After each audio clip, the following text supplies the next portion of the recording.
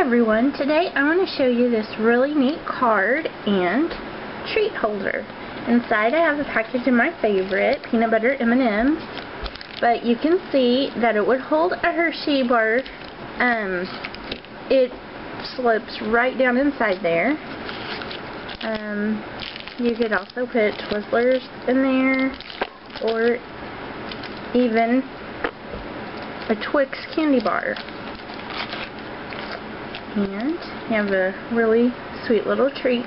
This is a sneak peek of some of the new product that will be available in the new catalog starting June 1st. So I'm going to show you how to create this, but using product that we currently have. So let's get started. I first saw the idea on the Did Someone Say Stamp blogspot, and I thought it was adorable. I could not wait to make one. So today I thought I would do that. And the card base itself is 6 inches by 9 inches, and then you score it at 4.5 inches. I used more mustard and cherry cobbler with Whisper White cardstock. I did emboss the edge down here, and then I used the framelits to punch out this little border.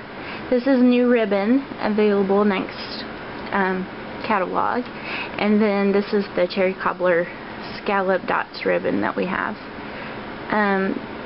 I used my cherry cobbler and Old Olive Stampin' markers to stamp this image from the Bordering on Romance stamp set, and then the Sweet Treats and Just For You sentiments are from the Teeny Tiny Wishes.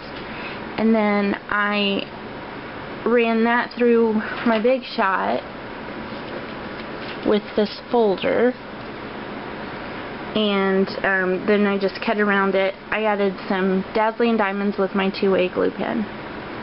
So let's get started on creating the inside the box. To create the box for the inside of the card, you want to cut your cardstock to 6 inches by 8 inches. Again, I'm using the more mustard, and then I scored it at 1/2 inch, 1 inch, 7.5 inches, 7, and then 7.5. So it was 1 inch and 1.5 from each side. And then I turned it and scored it 2 inches and 2.5 inches. I'm not really sure how the original design was intended for the flaps, so I kind of experimented, and what I found worked the best for me was to remove this center tab right here completely so it wasn't in the way, and then this second flap here on the top only, I removed it. And that way I had a really easy way of just closing it up like this.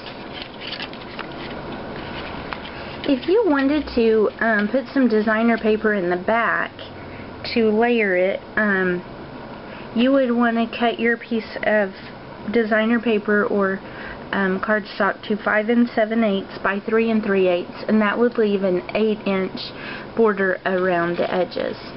And then for the front of the box, you would want it to be 1 7/8 by 5 7/8 if you were wanting it to also have the 1/8 inch border for the front. You'll want to put your adhesive on these 2 inner flaps, and I would use sticky strip. I'm using Snail today for the video, but to hold it really well you would want to use sticky strip. And then on the back I'm using Snail again, but you would want sticky strip on the back of this to adhere to your card. And then you just fold these flaps towards the front, and you doing one side at a time. You just want to line up the bottom, make sure that it's all even, and then fold that over so it looks like this. And then you do the same thing on the other side. Make sure everything's even. No gaps.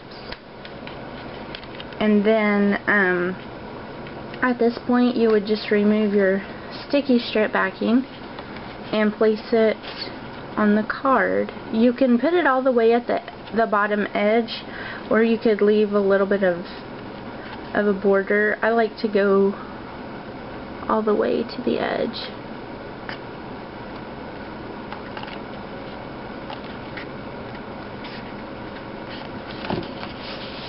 And then you could use a bone folder and just smooth that all down. And then place your treat inside, and you'll have a card and a gift all ready to go. This would be great for the end of year teacher gifts, or for someone that you work with, maybe for graduation parties or whatever that is coming up. It's something quick and easy, but it's a lot of fun. So thanks for joining me, and let me know if you make one of these. Thanks. Have a great day. Bye.